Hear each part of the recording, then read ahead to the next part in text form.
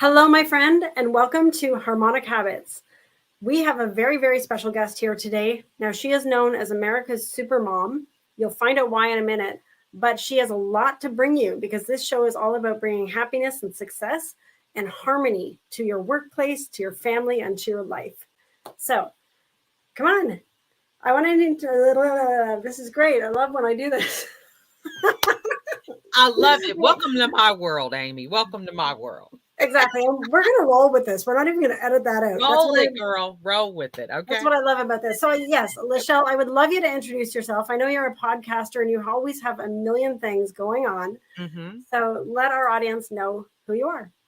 Well, first, I just want to say you are looking good, girl. You were like one of the first stages that I was on back, during pre-pandemic days, I believe, right? Yeah, I think it was Um, 2018. Actually. yeah, it was a long time. So I'm so glad to see you're doing well, looking good, and to be back with you again on this platform. But yes, I'm known as America's Supermom. My husband and I have 15 children, and my platform is mental wellness. I'm all about sharing all the struggles that I had with my mental wellness. I was dealing with 13 years of depression. I was hospitalized 3 times, and I share my story to empower others with some strategies and tools so that they can avoid having that downward spiral that I had. And I am so excited to be here today and glad to be with you. I am so glad you're here. I mean, the fact that you've had 15 kids and a history of depression. I mean, for 15 Mhm. years, I think you said, right? 13, yeah. 13 years. Sorry, I got them Mhm. mixed up. That's So okay. 13 years. Well, what I want to know is so many parents are worried about they have mental illness, they have things going on, but they would never want to admit it because they have kids they're responsible for. Right.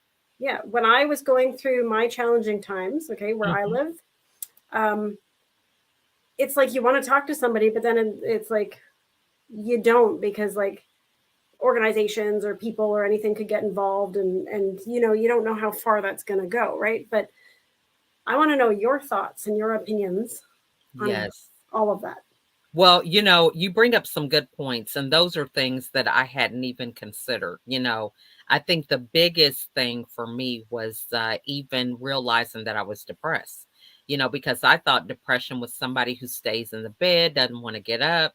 So the fact that I was taking my kids to soccer, going on field trips, taking them back and forth to school, and a lot of the outside markers were not there for other people. They saw the kids always arriving to school on time. They had their lunch, they had their homework done. And so, by anybody else looking in on the outside, they thought, oh my gosh, they have it all together. This mom has got it going on. She's perfect. And I was an only child. So I was raised with a very strong academic, performance driven parents, right? And so, being a high achiever, making good grades, being an honor roll and honors classes was the norm for me. And so, for me, I had this idea that if it's not done perfectly, then it's not worth doing.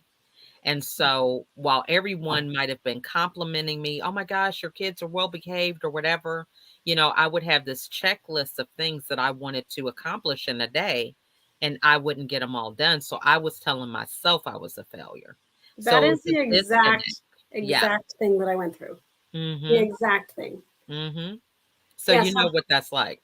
oh yeah, yeah. I know what that's like. And you know what? I created a program called the Finishers Club because Mhm. like my self-esteem was directly related to how I achieved things or didn't achieve things. And Mhm.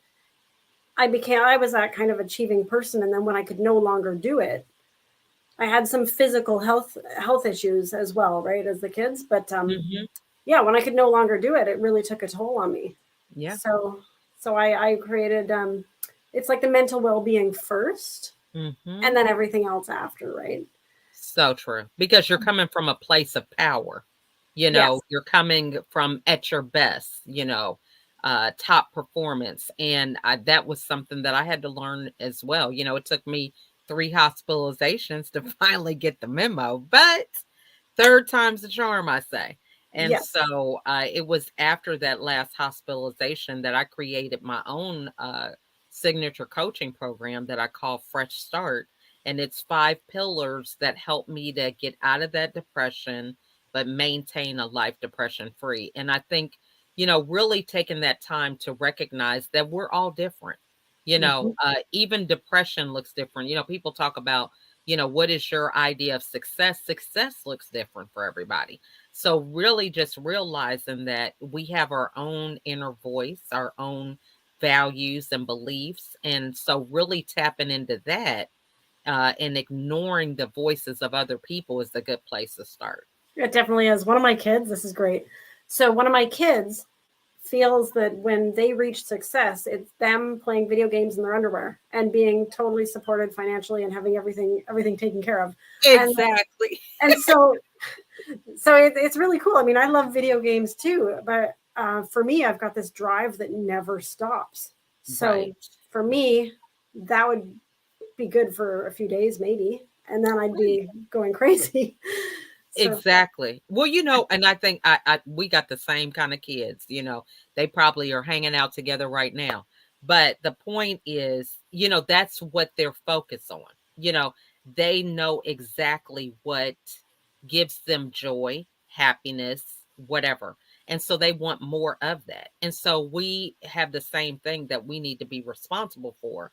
And so as parents, understanding that, hey, this is good that this gives you joy, it gives you value, it gives you whatever, but there are more things than just the video game. Have you tried art or have you tried some of these other things, because when we get tunnel vision thinking that it's only one way, this is where scarcity sets in. So for mhm, myself, I thought the only way to be a good student is to make A's and B's, right? mhm. Not anything else. And so I had this one way that it could be done. And to me, that led to scarcity mindset. So if we have abundance where it's like, wow, yeah, I'm glad you like the video games, but would you want to play basketball as the only game all the time? That's why they have other games. In addition to the other games, they have other things. And you can start building from there. Exactly. So Mhm. what do you do for your program? So with the Fresh Start, it's a 6-week program.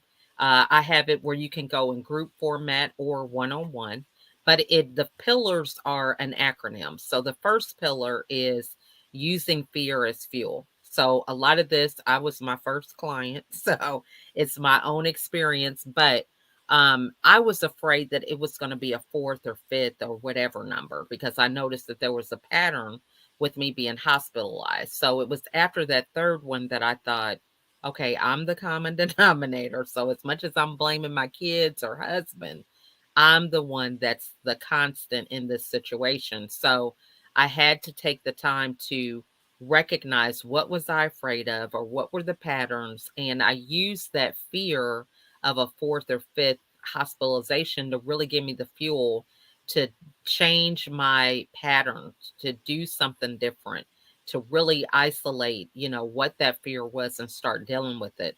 And so that really helped me to go into the next step, which was reframing my past. So when the first and second hospitalization, I just felt like, okay, I'm home now. I don't even have to talk about being hospitalized.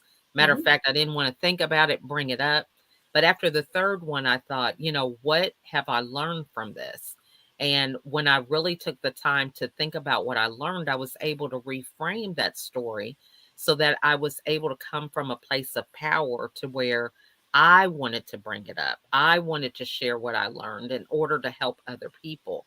And so that just small mind shift really made it possible for me to have a reframe that gave me more power and passion for being able to help other people. The mhm. next component is envisioning my success.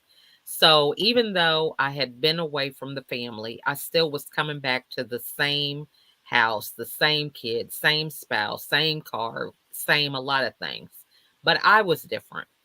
So I created a vision board, and I would have screensavers on my computer.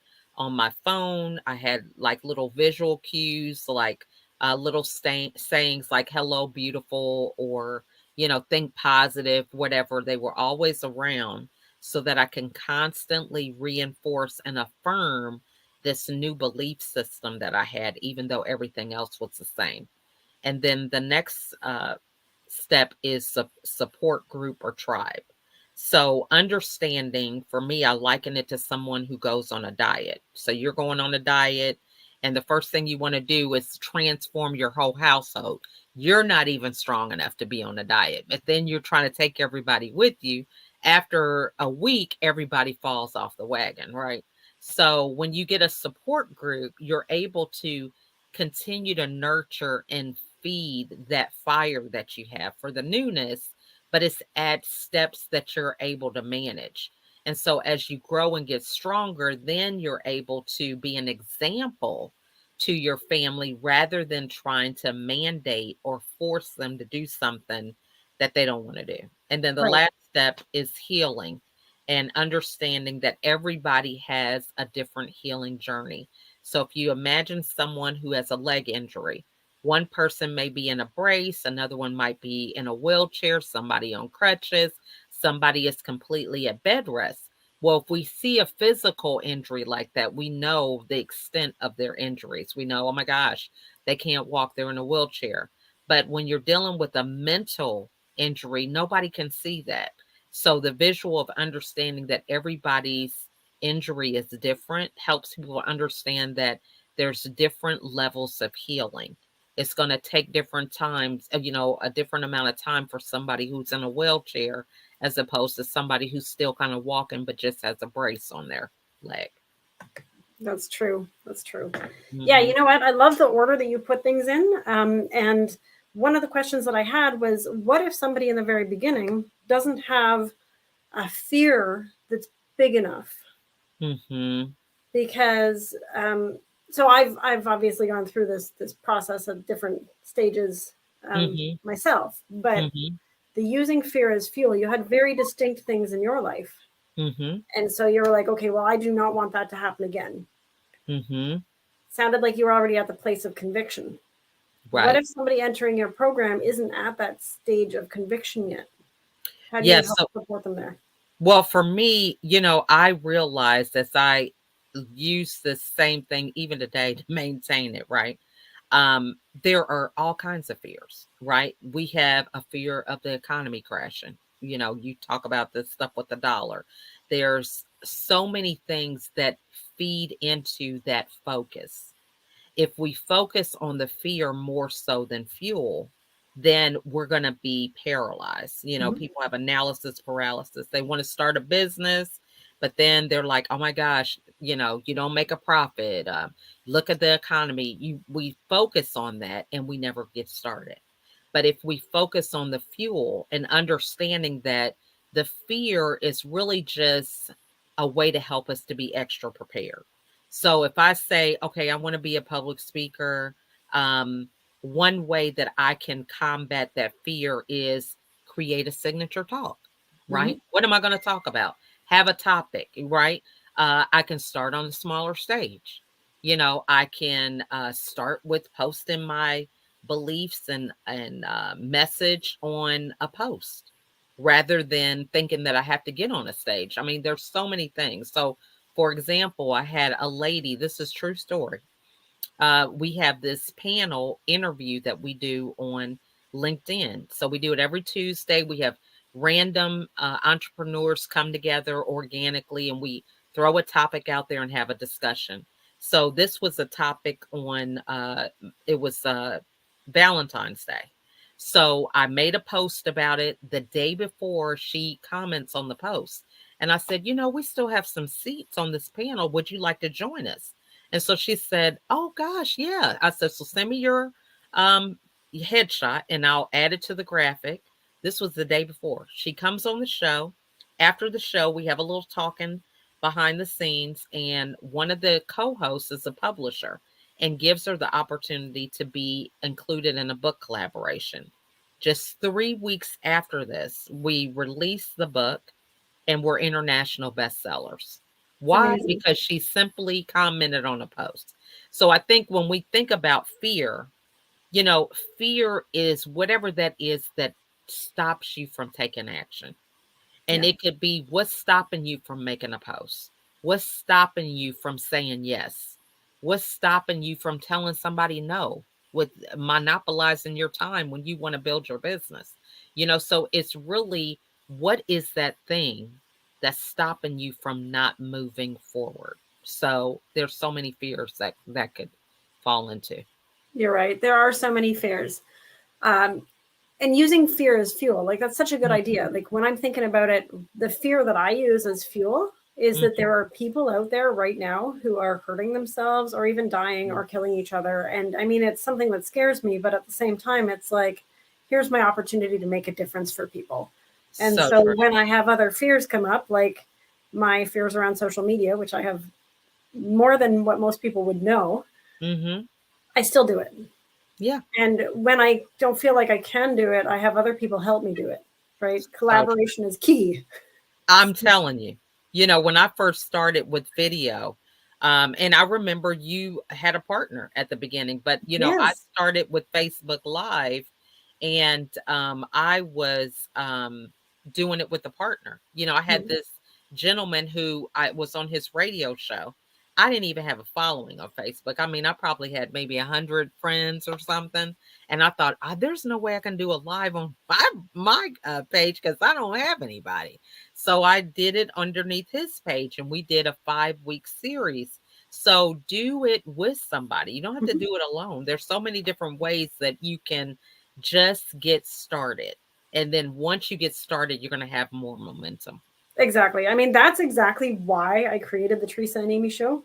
Like, I Mhm. called Teresa up and I was like, look, I want to start a talk show because I'm afraid of social media and I know I need to do it. And then Mhm. I also was afraid of being inconsistent because, like, habits, right? So it's like if you only do it once a week, my fear is just going to build up all week. And then, the anxiety, and then you do your day and then go through the whole thing again. So So we true. created it to be every day, Monday to Friday. And we did Yes. that for a couple years. Yeah. Mhm. Yeah. And even after, I'm just going to admit this to people who are watching this because there are so many people that look at me and they're like, oh my God, you're amazing. I can't believe all the things you're doing. And I'm like, it, it took me several months to get back into doing posts and things. Like, I mean, it's not a Yes. natural thing for me, even after I do it. So So true. And I think, you know, this is one of the things that really was a transformation for me is collaboration, as you mentioned before, because it takes a team, you know, for whatever reason. If your family's going to support you, if you have other colleagues that are going to support you, the more support that you have, the more successful and consistent you can be. Because it does, you know, you have a show like, you know, I haven't even went into the comments of the show that we just had on Tuesday, right? And as you reach the hearts and minds of certain people, they begin to get engaged and it just gets bigger than what you have imagined, right?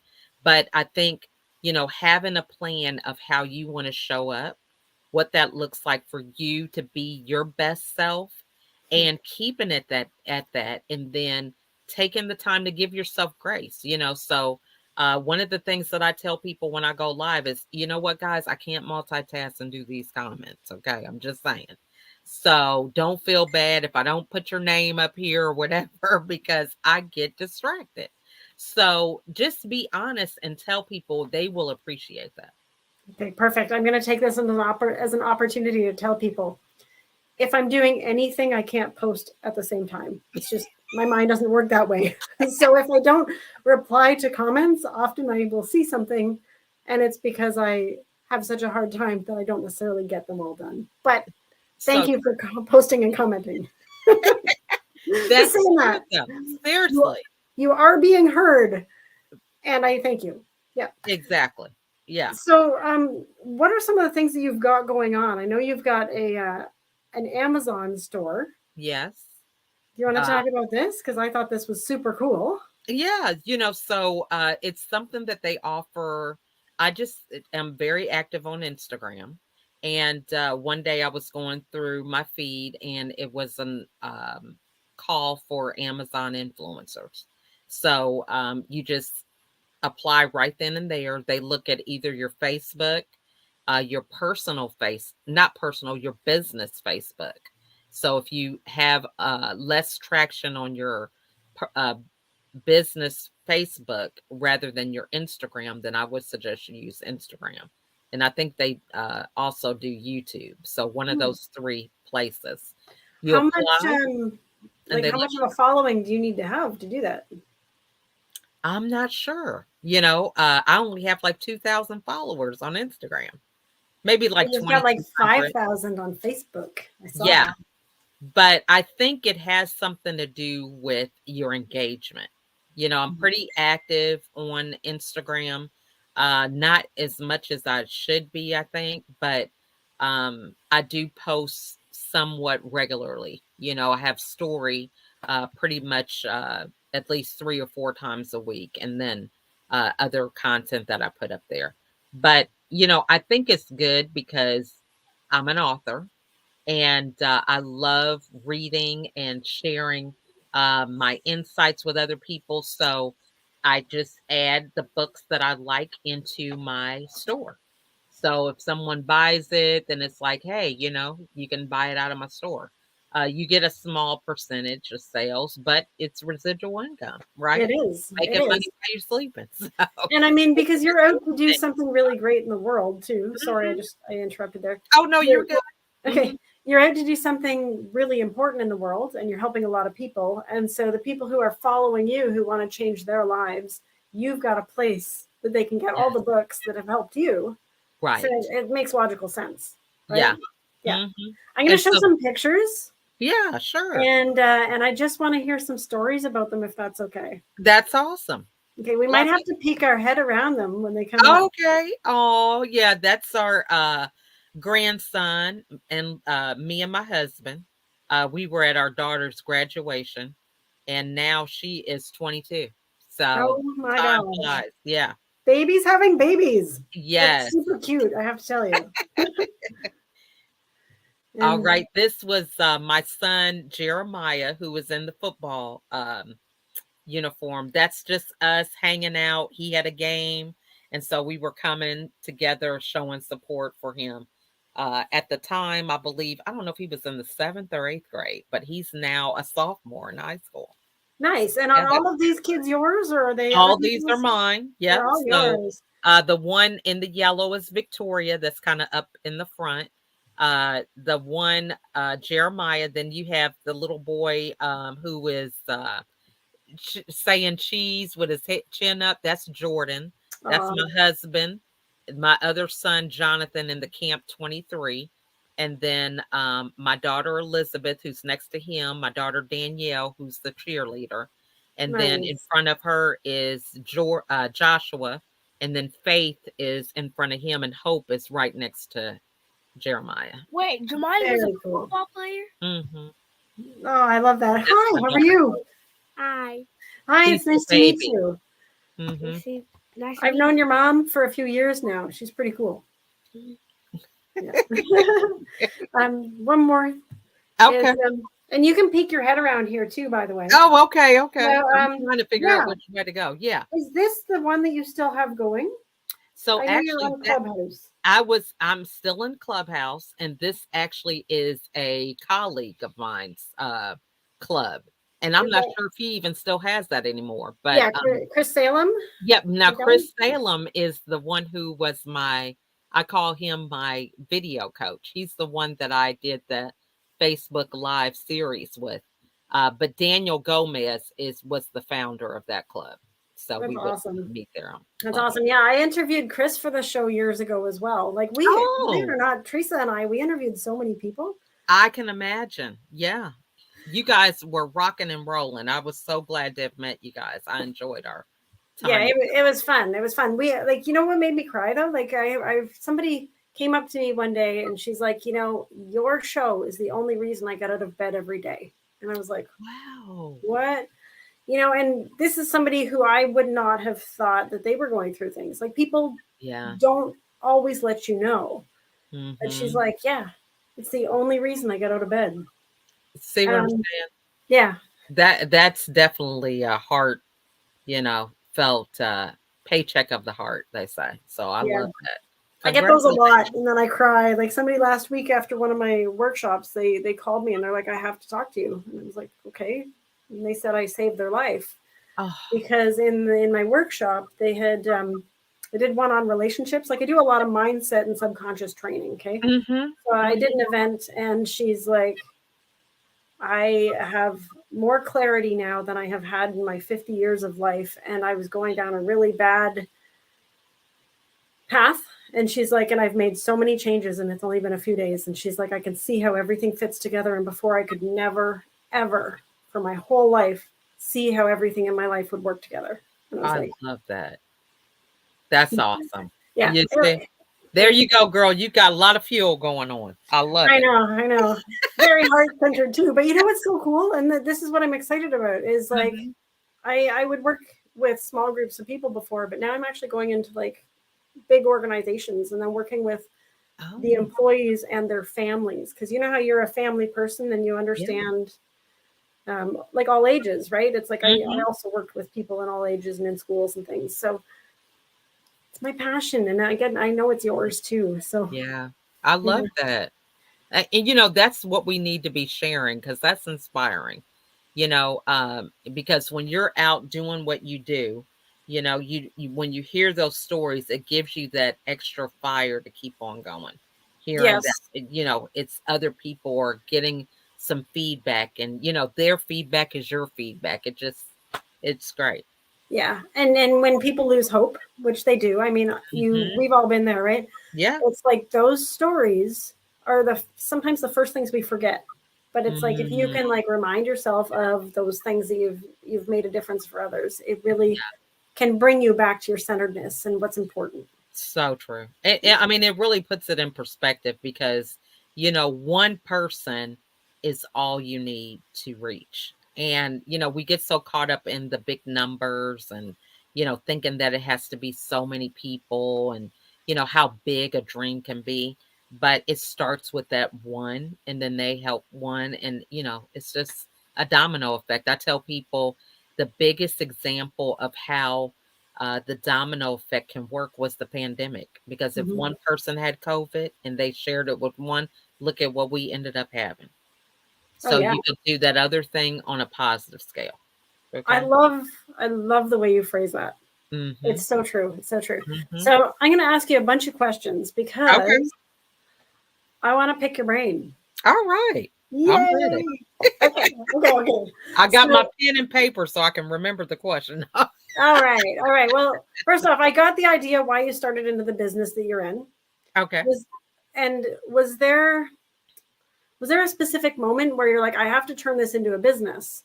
Because I know you started your own journey, right? Because it Hmm. always starts with us. We do our thing and then we can bring it to more people. But was there a specific moment when you're like, this is ready, I got to bring it out? Mm. I think for me, what happened, I really had to follow my heart when I started my business because I have my degree in marketing. So I have spent my whole career or, education learning the ways of how to sell and market. And it really was about um, following a formula more so than following my heart. I've just always loved sales. It was something, but it's that competition that really drove me. When I got into coaching, I first had to go through a period where it was just therapeutic. It was learning how to know my voice and not allow what I was feeling to interact with the people that I was coaching. And so it was just a very flowing type of situation. And what happened for me, I started out from the very beginning charging. But I learned that I also felt there needed to be more education, because people would raise their hand. Oh, you know what? I'm overwhelmed and I need help.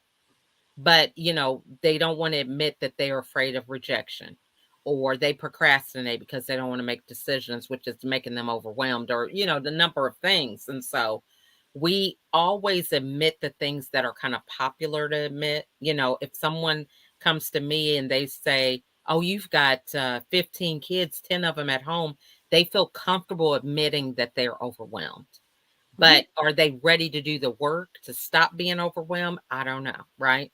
And so, as I started coaching, I thought, okay, I'm have these little programs. I had my first one that I thought was 6 months. I had my first client for 18 months, and I learned that there's a lot of education that has to be done with the coaching. And so that's how I started getting into educating, writing books, doing webinars, and other monetization ways to make money in addition to coaching. So that's kind of how it That's organically. perfect. Yeah. So that brings up, like, what else do you do in addition to coaching, and how do you fill your pipeline with people? Yes, so I am always reaching out, just, case in point, how you did a show, and I'm not really on Facebook a lot in terms of spending time watching everything that comes on my feed, but I was doing a walk, and I had just got off a phone call, and Facebook came up, and your show came up. And I was like, oh my gosh, that's Amy. I can't believe it. So I made a comment, and you commented back, and we got on a phone call, and here we are. So I think it's just always being available, reaching out when you can. It's amazing, it's been since 2018, but I made a comment, and then here we are a few days later, right? Yeah, well, LaChelle, I have to admit, you were somebody who was on my hit list, and not like not like I'm gonna run you down or anything, but it's like, of all the people who can help with the well-being of families and employees and things like that, it's like you are the optimal person. You have so many children, and you have a business. Your partner and you are still together. You really, like, you've gone through a lot, and you're an example for your own children and other people. Right? So it's like, a friend of mine wouldn't have kids because they had mental health issues, and they were worried that it was irresponsible. And I mean, I understand that. That's great. But for me, I didn't recognize, like, I mean, I had mental health issues when I was a teenager, and then I was like fine for several years, and then I had kids. But I didn't really realize that maybe after you have kids, postpartum depression, things like that, I had no real concept. And then so I was like, well, was I irresponsible? But no, I think the kids I brought into this world are freaking fantastic, and they're going to do very well. So true. And I think, you brought up a point that I think we all have mental health issues. See, my goal is to normalize the conversation because, for me, like I said, I was depressed and didn't even know that I was depressed because I thought, oh, I'm not in the bed, so that's not depression. I just thought, when am I going to get out of this cycle, of, wanting each day to hurry up and be over so that I can have a fresh start. I mean, it was just crazy. And so I think when we began to have these conversations, and it wasn't until after my last hospitalization that, when I went to my therapist, she's like, PTSD is not just soldiers, because my husband's retired military. And so they gave us a sheet that told us some of the things that cause trauma. Having a new baby. Oh, yeah. moving, changing schools, moving out of state, a death in the family. All these different things were going on. I thought my kids have had some of these, more than one of them in a year, let alone just one thing. So that really educated me that trauma is so much more than what we even realize. And we don't talk about it, Right. So, and then when we do talk about it, it's almost like you can't talk about it unless you talk about it a certain way, because you don't want to trigger people and have them go back through things. But it's like, when we normalize the conversation, we can actually allow the freedom for people to be able to talk about stuff. Exactly. And we can have strategies. I mean, it's like, we talk about puberty, with teenagers, so why can't we talk about, part of our mental wellness. I mean, I just don't understand that, Well, I think talking about puberty with my parents when I was a teenager was a little traumatic in itself. just saying. Well, we make it awkward because we don't know. I just say that's it. I mean, we make it awkward to talk about money because, a lot of parents don't, right? Yeah. And we would do so much better to talk about these things with our family and with each other. Exactly. Like, I want to have some friends who are in my area who talk about, like, I want to talk about all the money stuff that comes up. I want to have it be so free flowing. How can you have money come into your life and really be good with it if you don't freely talk about it? It's so true. Yeah.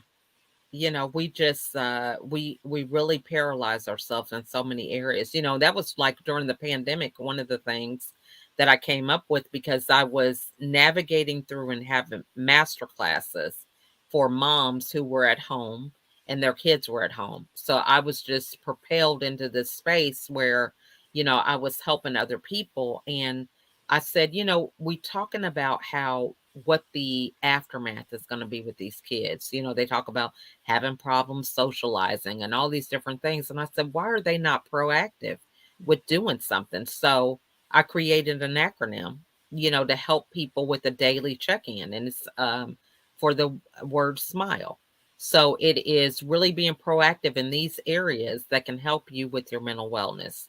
It's sleep, mood, inner voice, laughter, and energy.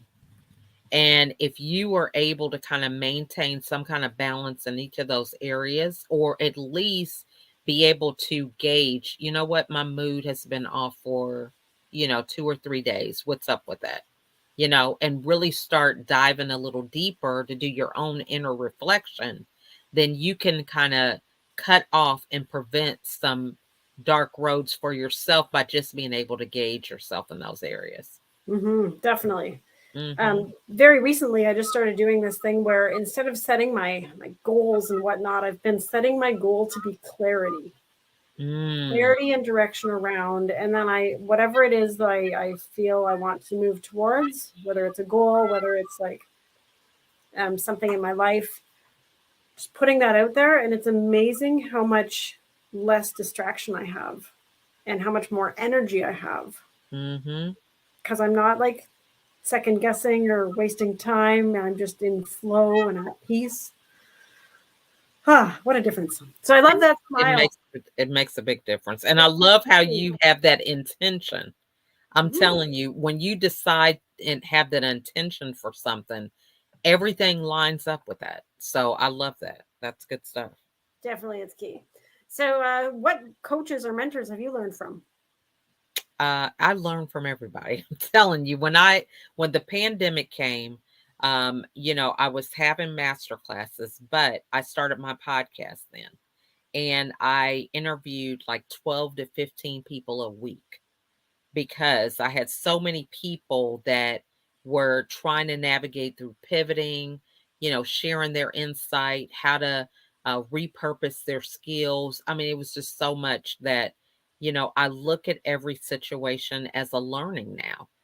I'm not afraid to ask questions. And so I have like over 400 podcast interviews that are on my YouTube channel. And I look back now and I'm like, wow, how did I do all that? But I was focused on learning from other people. I was focused on the positive that I could squeeze out of during that pandemic that really helped keep me afloat, in a positive space. So, I mean, I'm forever grateful. Now I feel like, I'm just trying to repurpose things and just navigate to really carving out where do I want to go from here. So I have a lot of gratitude for it. I love it. I love it. So what is your YouTube channel? It's my name, LaChelle Adkins, or I think you can look it up under America's Supermom. All right. Well, I'm going to put this back up here because if people are looking up America's Supermom and LaChelle Adkins on YouTube, you will find her. And I love that your daughter came and just interacted so easily on the camera. Right. So she doesn't meet a stranger. Okay. Because during that time, she was the youngest. She's just in third grade now. But her kindergarten, was at home. My mom wasn't even able to come. We had a virtual graduation for her just at our house. We ordered her a cap and gown. I don't know if her classmates did that, but that was something that we did. And during that time when I was doing a lot of virtual meetings and things like that, she was a part of that. So she's very familiar with being on camera. She would come to my Zoom calls. She would be putting addition problems in there for some of the people, but she was just very comfortable on camera. So that's hope. She doesn't meet a stranger. Yeah. Nice. Mhm. There we go. Yeah. Just for anybody who wants to do. I, I love it. I'm gonna show her the replay. She's gonna love that. Okay, well that's for your daughter. Perfect. LaChelle, so who are some people that you have not had a chance to meet yet who you might want to interview? Yeah, so I really want to collaborate with Jimmy Fallon and Oprah Winfrey. Oh, that'd be They're on my fun. list. Yeah, Like at they've the been same on my time? list. Yeah, so I would love to do a project with them. I'm just, I'm building the content up, right? So I'm still working over here because, it's so funny. I have so many jokes. I'm on different stages and I'm like, well, in case they're listening, we want to make sure that we give them a shout out. All right. But yeah, so but I feel like, they both have great audiences that And good people can hearts. really, Like yeah, they we really can are. they really want to help people. And I think if we provide the tools for their audiences for how they can approach mental wellness, how they can better improve their communication, not just with other people, but with themselves, right? I mean, I tell people all the time, I was my biggest bully. Oh People God, were yeah. giving me compliments that I just didn't even hear because I was so busy telling myself I was a failure, right? Yep. Yeah, you Mhm. can't hear it. I mean, Right. somebody could be giving you the best thing that you've always wanted right in front of you, whether it's like in terms of compliments or anything else, and you Mhm. will not see it if you're in that lower self thinking. You just won't. So true. Yeah. Mhm. Mhm. Very cool. Very cool. So is there a question that I have not asked that you want me to ask? Mm. I mean, I think you did a good job. Oh, I still have Like more I told questions. you when we started, it's so funny. It was like, look, I'm in the passenger seat right now. I don't have to be the driver. But I think, maybe what can somebody do today to get started? And I would say, begin to write things out for yourself. Get them out of your head, put them on paper because we make the monsters in our heads so much bigger than what they really are. Yeah. And when you write it down, it's achievable. If I start writing down anything that I want to do, maybe I want to create a business around, I don't know, family values or something, or getting families close together. What would that look like? When you start writing, it's like being able to dream on paper. And you can start connecting the dots. Oh my gosh, I could ask my neighbors and maybe they know somebody, and it just becomes realistic and it seems achievable when you write it down. It When does. it's in your head, it just gets jumbled up with a whole bunch of negative things that just don't serve you. And so I that's what I say, just start writing things down. Don't even think, just write. And then when you write, then you choose what you want to focus on. What from what you wrote down do you feel lights you up, gives you passion, that keeps that momentum for you to keep going? Oh my God, you said like 4 or 5 amazing, beautiful things in there. One is like, just write it all. Don't Mhm. think. Okay. Yeah. 2, um, choose from the thing that feels the best, that lights you Mhm. up. It's like if you go to the store and you throw all the things in the buggy that you want, and then you get to the checkout and you're like, you know what? I could have all those, but I want this one, right? Because it's realistic, it's doable, Right. and you'll still get a chance to get all that other stuff later. Mhm. And then you also said, like, the action steps and the people and everything all start coming together when you start writing. I wanted to add something to that. If it doesn't start right away, don't panic. Sometimes things have to incubate for a while before the right people and the right ideas start coming. So just trust the process. Yeah. I'm going to add to that. So true.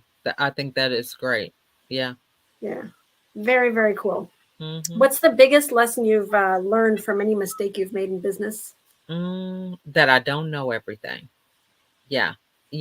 And I have overworked and stressed myself out trying to do it all on my own when I simply could have asked somebody and saved myself, a good night's sleep. And, but I've learned that lesson, case in point. We released a book collaboration on March 23rd, and that book is international bestseller. And the night before, I slept like a baby. I wasn't up stressed out trying to do all this stuff. And, when you get in the right collaboration, everybody does their part. It's not a lot of work. It's just the energy that just magnifies from everybody being who they are. So, yeah, I've learned that lesson the hard way. Yes, yes, I know. It's no wonder that people get very successful usually later in life because they've already hit all of the brick walls they can. Exactly. Yeah. Yeah. So what is your book called? Now my book is Do You Want to Be Whole? 7 Steps to Living Mass Free. This is like a guided journal. It also has a soundtrack with 2 of my kids. They did music for it. But it takes people on their own journey of, how they can begin to take the mask out of their own situation.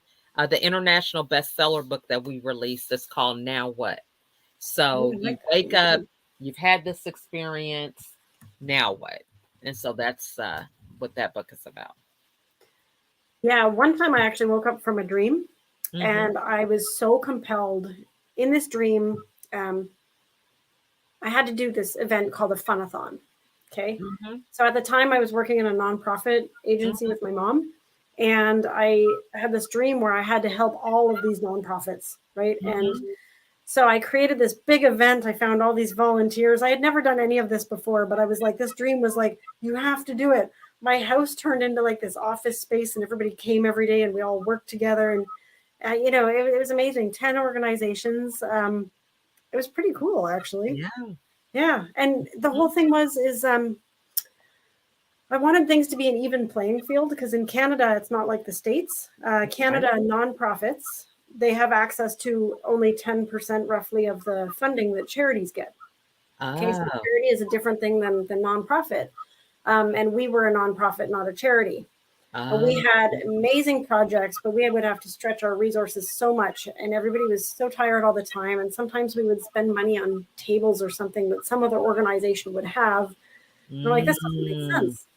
And I knew that other nonprofits or even nonprofit initiatives were going through the same thing. Like there was like this beautiful private school that with a bursary fund, but they don't have enough to fund these kids who actually need it, things like that. Okay.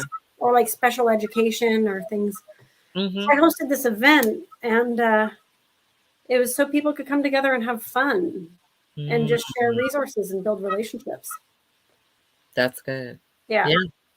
What ended up happening was like the sexual assault center I wanted to be able to contribute to, but at the time I was so traumatized from certain things, and there was a suicide prevention thing, and it's like I couldn't mentally go there, but I still wanted to support. Yeah. So this event really helped people to build relationships, and we still got to support all of them. Love and talk about things in a fun way instead of like, did you, Yeah. Yeah. I love that because, the thing about it is I tell my kids all the time, we can talk about our ideal day, but it's like few and far between. So being prepared for reality is where it's at, because then you can really appreciate and recognize the power that you have to create those moments, which may be all you need, right? I may not be able to go to the beach, but I can carve out 15 minutes to go to the park and just sit on the swing. right? Mhm. So the more we talk about, our power and what lights us up, then we can start adding those little things into our day. Yeah. And Mm, time will somehow expand and make it work where you can fit them in, definitely. Yeah. right? Like, you Mhm. ever notice when you have so much to do, suddenly you have less time? Exactly. It's like Exactly. time is one of those things. I swear to God, it moves. But So true. So yeah. true. So I have one last question, and it is a word. If you were to choose any word from the letters A to Z, or Z Mhm. in the States, and it's something that's going to make a difference for people in their lives, what Mhm. word would you choose and why? Mine is synergy. That is Mm. my theme for the year, because it means you can do so much more together than alone. And so that is really what I'm about. It is collaboration. I've learned that for me, collaboration is co-creating. I used to think collaboration is like, oh, I got this vision. Let me get people to help me. We're collaborating, but it was still my vision, right? And so now with collaboration, I've learned to organically create something new with someone else that we both can be invested in. So my word is Exactly. synergy. Yeah. Synergy. And the Mhm. way you described it, that's like a true mastermind. It's like when people come Yeah. together for a common goal and they work in synergy. Like, Mhm. that is the definition of a mastermind. Yeah. I love that. Yeah. So I'm going to invite you. Oops, that's the wrong one. I'm going to We're invite having you. fun today, girl. I'm No. bringing a little chaos to your show today. Oh gosh, no, it's just me. I bring chaos everywhere I go. So, anyways, the first Thursday of every month, come out to the Creative Collaboration Summit. It is free and it is about coming together, sharing wherever you're at. You don't have to be perfect. I mean, Mhm. we're not, but you don't have to be perfect. You just show up and come and share what you're working on. And we listen for how we can support and help each other. Okay. It's 3 hours of speed dating for dreams, goals, Mhm. and projects. Love that. All right. Yes. Wheredreamsconnect.com. Love Okay. that. Anything else you want to say to the audience of the Harmonic Habits show? Well, I would tell everybody to go out and support you on your platforms. Follow you, make a comment, continue to fill you up because you are doing great work to fill other people up. I think creating spaces for people to learn and grow, I mean, that's a special thing, and we kind of take that for granted. But it is like a sound bite that somebody shares. So many of those have really nurtured and helped me to grow along my entrepreneurial journey. Um, so I would say that they need to do that. And I just am so grateful that you had me on and given me space and introduced me to your audience. So I'm just glad to be here. And hopefully it's not another 5 years Oh, yeah. before we collaborate. Okay. Oh, it won't be that long. It won't be that long. And for anybody who is interested in working with me, here's my website. It's harmonichabits.com. This is for Mhm. companies. And you can also go through here to find information on the summit as well. LaChelle, I would actually like to talk with you about Mhm. a possible collaboration. So stick around when we close here. And to all of our guests, thank you for watching. We'll see you in the next episode. All right. Bye.